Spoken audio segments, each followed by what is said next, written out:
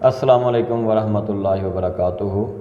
Imran Hanif, principal young scholar school Gujranwala cantt, کھجور والی گجرانوالہ۔ محترم والدین سے بچوں کی تربیت کے حوالے سے مخاطب ہوں، اور آج ہم ڈسکس کریں گے اور میں آپ سے چند گزارشات کروں گا کہ ہمارے بچے رمضان المبارک کے بعد 2020 میں یہ عید الفطر کیسے گزاریں۔ دیکھیے، عید الفطر اصل میں یا عید کی خوشیوں کا انحصار رمضان المبارک کے ساتھ ہے، رمضان المبارک پر ہے۔ جس انداز میں ہم نے ہمارے بچوں نے رمضان المبارک گزارا، عید الفطر سے ملنے والی برکات یا عید الفطر کی خوشیاں بھی اسی حساب سے میسر ہوں گی۔ رمضان المبارک کا سب سے پہلا سبق قناعت تھا۔ عام دنوں میں ہم جتنا کھاتے پیتے ہیں، ہم جتنا پہنتے ہیں، ہم جتنا انجوائے کرتے ہیں، اور ہم جتنا اپنی جسمانی اور دوسری ضروریات کا خیال رکھتے ہیں اور ان پر فوکس کرتے ہیں، ان کے مقابلے میں بہت کم پر گزارا کرنا۔ جتنا عام دنوں میں ہم کھاتے پیتے تھے، اس سے ہم نے اپنی خوراک تقریباً آدھی کر دی۔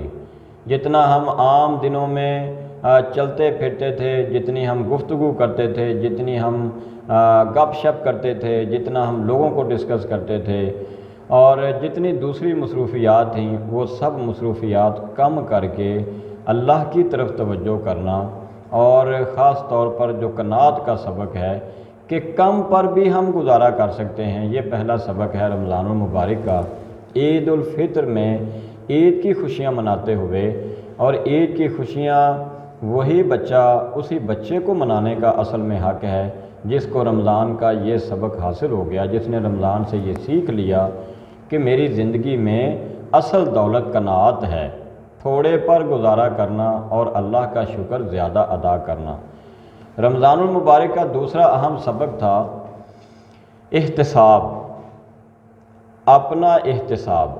ایک انسان کی اپنی سیلف اکاؤنٹیبلٹی، اپنا احتساب خود کرنا ہے کہ مجھے دنیا میں اللہ تعالیٰ کی ذات نے بھیجا ہے، ایک مقصد دے کر بھیجا ہے، اور وہ مقصد یہ ہے کہ میرا ہر لمحہ، میری زندگی کا ہر دن، ہر رات، ہر مہینہ، ہر ہفتہ، ہر سال اللہ اور اس کے رسول کی رضامندی کے لیے گزرنا چاہیے، اور جنت کے حصول کے لیے گزرنا چاہیے، اور جہنم سے دوری میں گزرنا چاہیے۔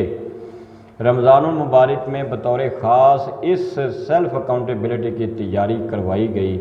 اگر ہم نے اپنے بچوں کو یہ تیاری کروائی، بچوں نے اپنا خود احتساب کیا، تو یقیناً ایسے بچے عید الفطر کی خوشیوں کے واقعی مبارکباد کے مستحق ہیں۔ تیسرا سبق رمضان المبارک نے جو ہمیں دیا، جو ہمارے بچوں میں آنا چاہیے تھا، وہ ہے جذبہ ہمدردی، دوسروں کو اپنی خوشیوں میں شامل کرنا۔ پہلے خود بھوکا رہ کر بھوکوں کی بھوک کا احساس پیدا کرنا، اور دوسروں کے ساتھ جذبہ ہمدردی دل میں پیدا کرنا۔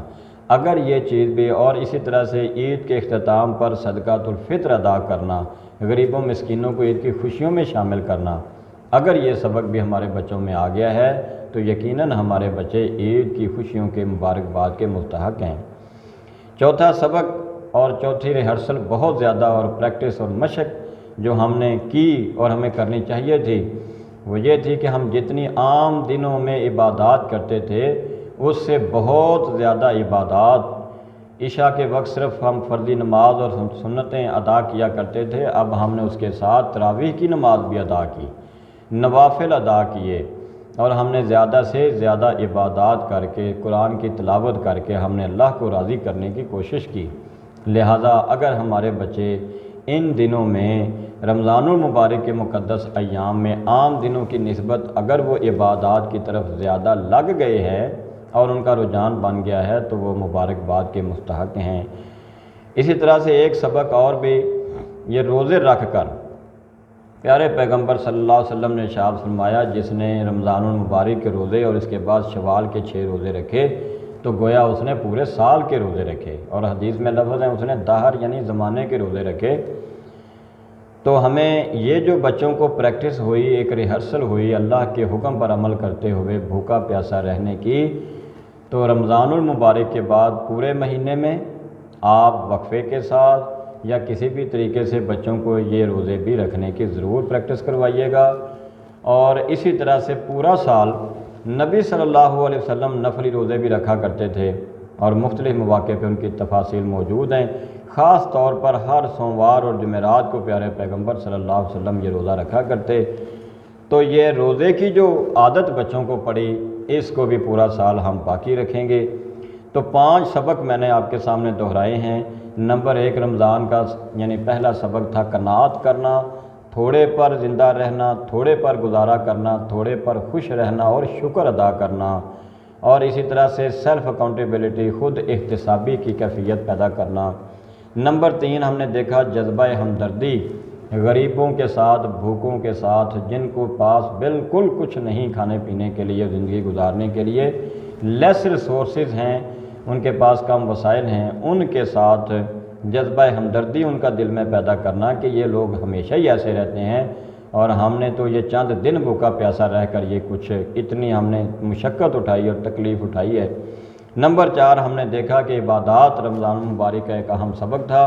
عبادات میں دل لگانا، یہ شوق اور یہ یعنی عبادات میں لگے رہنا، یہ بعد میں بھی جاری رکھنا ہے انشاءاللہ تعالی۔ اور اسی طرح سے ان روزوں کی ہم نے یعنی تعمیل کر کے بعد میں نفلی روزوں پر بھی استقامت اختیار کرنا۔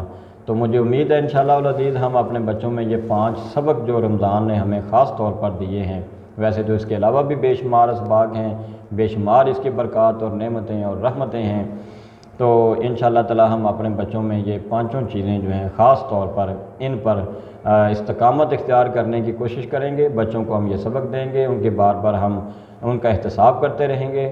اور عید الفطر کے دن اسی بچے کی عید ہے جس نے کپڑے سادہ پہن لیے، سادہ جوتے پہن لیے، لیکن یہ 5 اسباق اگر اس کے اندر آ گئے زندگی میں تو انشاءاللہ تعالی وہ خوبصورت بچہ بھی ہے، وہ نیک بھی ہے، وہ عید کی خوشیوں میں شامل ہونے کے مستحق بھی ہے۔ اللہ تعالی ہم سب کو عمل کرنے کی توفیق عطا فرمائے۔ السلام علیکم ورحمۃ اللہ وبرکاتہ۔